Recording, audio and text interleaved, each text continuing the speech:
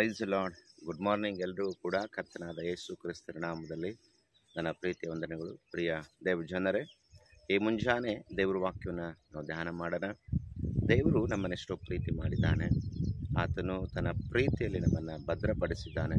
ನಿಜವಾಗ್ಲೂ ಈ ದಿನ ನಾವು ಕರ್ತನ ಸನ್ನಿಧಾನದಲ್ಲಿ ಬದುಕಿದ್ದೇವೆ ಅಂದರೆ ಇದು ದೇವರ ಕೃಪೆಯಾಗಿದೆ.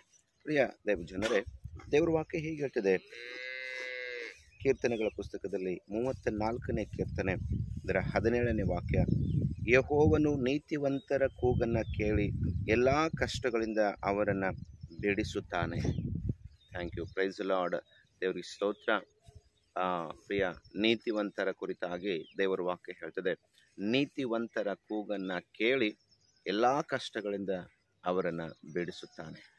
ನೀತಿವಂತನಾಗಿರುವಂಥ ಪ್ರತಿಯೊಬ್ಬರಿಗೂ ಕೂಡ ದೇವ್ರ ವಾಕ್ಯ ಹೇಳ್ತದೆ, ಇವತ್ತು ಯೇಸು ಕ್ರಿಸ್ತನ ರಕ್ತದಿಂದ ತೊಳೆಯಲ್ಪಟ್ಟಂಥ ಪ್ರತಿಯೊಬ್ಬರು ಕೂಡ ನೀತಿವಂತರಾಗಿದ್ದಾರೆ.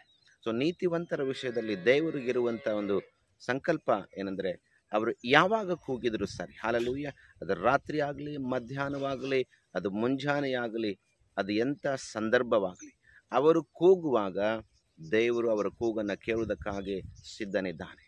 ಎಲ್ಲ ಕಷ್ಟಗಳಿಂದಲೂ, ಎಲ್ಲ ಕಷ್ಟ, ಅದು ಯಾವುದೇ ಕಷ್ಟ ಆಗಿರಲಿ, ಎಂಥ ಸಂಕಟ ಆಗಿರಲಿ, ಎಂಥ ಶೋಧನೆಯ ಸಮಯವಾಗಿರಲಿ, ದೇವರು ಆ ಒಂದು ಪರಿಸ್ಥಿತಿಯಿಂದ ಬಿಡಿಸಲಿಕ್ಕೆ ಶಕ್ತನಾಗಿದ್ದಾನೆ. ಯಾಕಂದರೆ ಆತನು ನೀತಿವಂತರ ಒಂದು ಪರವಾಗಿ ದೇವರು ಇದ್ದಾನೆ. ಹಲ್ಲೆಲೂಯಾ. ಪ್ರಿಯ ದೇವ ಜನವೇ, ನೀತಿವಂತರಾಗಿ ನಾವು ಆತನ ಸಮ್ಮುಖದಲ್ಲಿ ಕೂಗುವಾಗ ನಮ್ಮ ಕೂಗಿಗೆ ಒಂದು ಬೆಲೆ ಇದೆ. ಹಲ್ಲೆಲೂಯಾ. ನಾವು ಕೂಗುವಾಗ ನಮ್ಮ ಕೂಗಿಗೆ ಒಂದು ನಿಶ್ಚಯವಾಗಿ ಒಂದು ಬೆಲೆ ದೇವರು ಇಡುವವನಾಗಿದ್ದಾನೆ. ಹಾಗೆ ದೇವ್ರ ವಾಕ್ಯ ಹೀಗೆ ಹೇಳ್ತದೆ, ನೀತಿವಂತರಿಗೆ ಸಂಭವಿಸುವ ಕಷ್ಟಗಳು ಅನೇಕವಿದ್ದರೂ ಯೆಹೋವನವೆಲ್ಲವುಗಳಿಂದ ಅವರನ್ನು ಬಿಡಿಸುತ್ತಾನೆ. ಹಲ್ಲೆಲೂಯಾ. ನೀತಿವಂತನಿಗೆ ಅನೇಕ ಕಷ್ಟಗಳು ಸಂಭವಿಸಿದರೂ ಕೂಡ ದೇವರು ಅವೆಲ್ಲವುಗಳಿಂದ ಬಿಡಿಸಿ ಕಾಯುವವನಾಗಿದ್ದಾನೆ. Price lord. ಪ್ರಿಯ ದೇವ ಜನರೇ, ಆತನ ಸಮ್ಮುಖದಲ್ಲಿ ಈಗಲೂ ಕೂಡ ನಮಗೆ ಅವಕಾಶ ಇದೆ ನೀತಿವಂತರಾಗಿ ಕೂಗುವುದಕ್ಕಾಗಿ, ನೀತಿವಂತರಾಗಿ ನಾವು ಇರುವುದಕ್ಕಾಗಿ. ನೀತಿವಂತರ ಕೂಗನ್ನು ಆತನು ಬಹಳ ಬೇಗನೆ ಲಾಲಿಸುವವನಾಗಿದ್ದಾನೆ. ಆತನು ಪರಿಶುದ್ಧರ ಮಧ್ಯದಲ್ಲಿ ಆತನು ಇರುವವನಾಗಿದ್ದಾನೆ. ಆತನು ನೀತಿವಂತರ ಮಧ್ಯದಲ್ಲಿ, ನಿಷ್ಕಪಟಿಗಳ ಮಧ್ಯದಲ್ಲಿ ಆತನು ಜೀವಿಸುವವನಾಗಿದ್ದಾನೆ. ಪಾಪಿಗಳು ಆತನಿಗೆ ಇಷ್ಟ ಆಗಿದ್ದಾರೆ. ಹಲ್ಲೆಲೂಯಾ.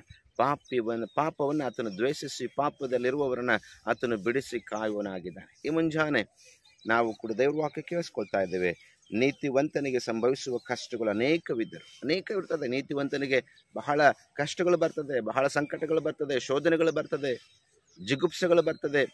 ಯಾಕೆ ಆದರೂ ಈ ಜೀವಿತ ನಾನು ಜೀವಿಸಬೇಕು ಎನ್ನುವಂಥ ಅನೇಕ ವಿಧವಾದಂಥ ಆತ್ಮಿಕವಾಗಿಯೂ ದೈಹಿಕವಾಗಿಯೂ ಅನೇಕ ಸಂಕಟಗಳು ಎದುರಾಗಿ ಬರ್ತದೆ. ಆದರೆ ಭಯಪಡಬೇಡ, ನೀತಿವಂತನೇ, ನಿನ್ನ ಎಲುಬುಗಳಲ್ಲಿ ಒಂದು ಕೂಡ ಮುರಿಯುವುದಕ್ಕೆ ದೇವರ ಅಪ್ಪಣೆ ಕೊಡುವುದಿಲ್ಲ. ಹಲ್ಲೆಲೂಯಾ.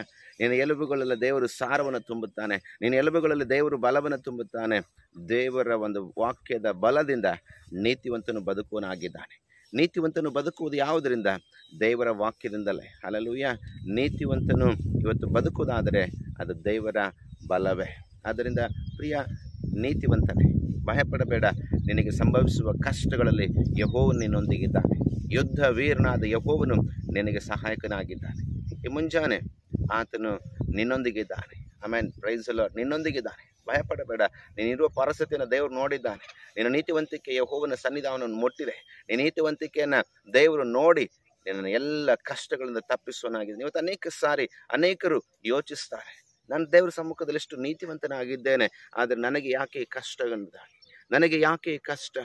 ಅನೇಕರು ಯೋಚಿಸ್ಬೋದು. ಆದರೆ ನೀತಿವಂತನಿಗೆ ಸಂಭವಿಸುವಂಥ ಕಷ್ಟಗಳು ಒಂದಾದರೂ ಇರುವುದಿಲ್ಲ. ಅದು ದುಷ್ಟರಿಗೆ ಸಂಭವಿಸುವಾಗ ಅವರು ನಿಲ್ಲುವುದಕ್ಕೆ ಆಗುವುದಿಲ್ಲ. ಆಮೇನ್. ಹಲ್ಲೆಲೂಯಾ. ಆದ್ದರಿಂದ ನೀತಿವಂತನು ಸಹಿಸಿಕೊಳ್ಳುವ ಬಲ ಇರುವುದರಿಂದ ನಿನಗೆ ಆ ಕಷ್ಟ ಬಂದಿದೆ, ದೇವರು ನಿನ್ನನ್ನು ಆ ಕಷ್ಟದಿಂದ ಪರಿಹರಿಸ್ತಾನೆ. ಭಯಪಡಬೇಡ. ನಂಬಿಕೆಯಿಂದ ಈ ಮುಂಜಾನೆ ಕೂಗುವುದನ್ನು ನಾವು ಕಲಿಯೋಣ. ಕೂಗುವುದನ್ನು ನಾವು ಬಿಡಬಾರದು ಪ್ರೇರೆ. ನೀತಿವಂತರು ಕೂಗುವುದನ್ನು ಕಲಿಬೇಕು ಪ್ರೇರೆ. ನೀತಿವಂತರು ತಮ್ಮ ಒಂದು ಕೆಲಸ ಆತನನ್ನು ಬೇಡುವುದಾಗಿದೆ. ನಾವು ಆತನನ್ನು ಬೇಡಿ ಆತನನ್ನು ಹೊಂದಿಕೊಳ್ಳೋಣ. Price lord.